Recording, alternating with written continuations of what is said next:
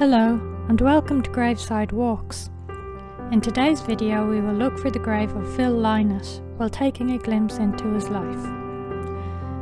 Philip Paris Lynott was born in Hallam Hospital in West Bromwich, England on the 20th of August 1949 to Cecil Paris, who was from Georgetown, British Guinea, and Philomena Lynott, a trainee nurse from Dublin. His parents separated before his birth but stayed in contact for a time afterwards. Philomena raised Philip alone in Manchester until he was 4 years old, having resisted pressures to give him up for adoption. He was then brought to Leyland Road, Crumlin in Dublin to be raised by his grandparents Sarah and Frank Lynott. Philomena stayed in England, but she saw her son regularly and they remained very close. In 1965, he joined his first band called the Black Eagles. After the band broke up, he sang with some other bands until teaming with bassist Brendan, aka Bruce Shields, and joining Skid Row, who were already a successful Irish rock band. The band had success with some covers of songs such as Hey Jude, 8 Miles High, and several numbers by Jimi Hendrix. Despite their success and the release of a single called New Faces, Old Places, Shields and other band members were unhappy with the quality of Lynott's singing, and he was sacked from the band in 1969. It was later he discovered he had a problem with his tonsils. Shields taught him how to play bass guitar, and not long later he formed a band called Orphanage with an old school friend on drums called Brian Downey. In early 1970, having met a guitarist from Belfast named Eric Bell, Thin Lizzy was formed with Lynott on bass, vocals and the main songwriter for the band.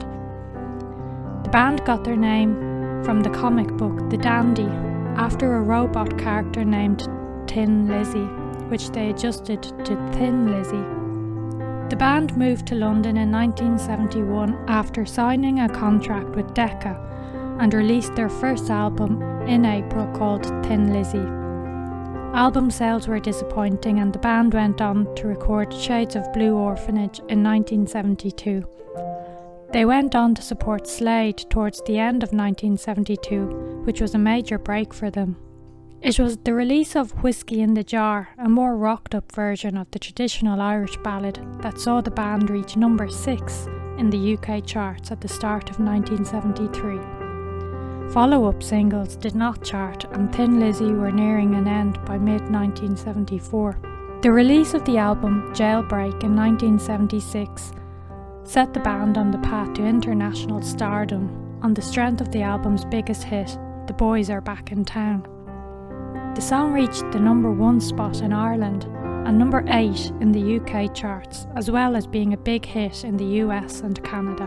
The band toured America on the back of the success of this, but Lynott contracted hepatitis and the tour had to be cut short. But in the spring of 1977, Thin Lizzy supported Queen in a 3-month tour of the US. Lynott learned a lot from Queen's spectacular on-stage shows and took a liking to their lifestyle. While on tour, he revelled in Rockstar excesses, enjoying the drink and drugs that were abundantly available. Having finally achieved mainstream success, Thin Lizzy embarked on several consecutive world tours. They released a string of successful albums, including Bad Reputation in 1977, Black Rose, a rock legend in 1979, which reached number 4 in the UK charts, but the band was in trouble due to personal changes and clashes among band members. By the early 1980s, the band was struggling, and Lynott showed signs of drug abuse as well as regular asthma attacks. Lynott decided to disband Thin Lizzy in 1983 after feeling that his songwriting had become stale and his heroin use had started to affect the band's shows. The resignation of the band's longtime manager Chris O'Donnell also factored in. They played their last gig in Nuremberg on the 4th of September 1983. In 1980, he released his first solo album, Solo in Soho, a collection of love songs and experimental ones including Yellow Pearl. It was in the UK top 30 albums with 2 hit songs, Dear Miss Lonely Hearts and King's Call. His second solo album, the Phil Lynott album, in 1982 was not a chart success, despite the song Old Town being on it. On the 14th of February 1982, Lynott married Caroline Crowther, the daughter of the famous English comedian Leslie Crowther.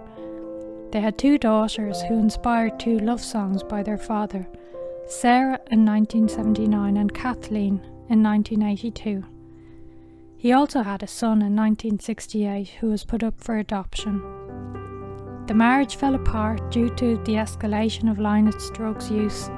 His last years had been strongly affected by drugs and alcohol dependency. Phil Lynott collapsed on the 25th of December 1985 at his London home in Richmond of a drug overdose. He died of pneumonia and heart failure due to septicemia on January 4th, 1986 at the age of 36, and was buried at St Fintan Cemetery in Sutton, County Dublin.